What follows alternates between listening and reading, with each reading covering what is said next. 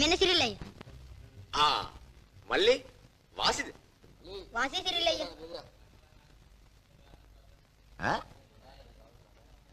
හොඳ සාක්කුවකටනේ මම බැලලා තියෙන්නේ.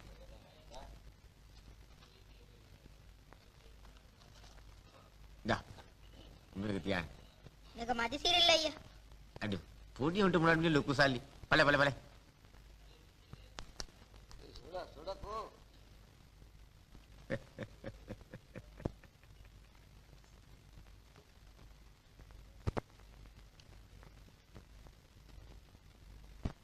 මොකද සිරිල්?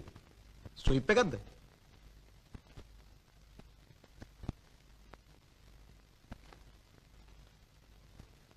අඩු උඹට පොඩි එකගෙන් හරි වාසි නේද?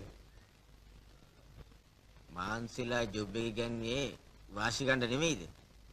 අඩේ මටත් පොඩි උන් ටිකක් ට්‍රේන් කරගත්තොත් හොඳ කැපිටල් එකක් හොයාගන්න පුළුවන්. වියදම 75 ලාභ 1000 වලින්. මොනවද කියන්නේ මචං?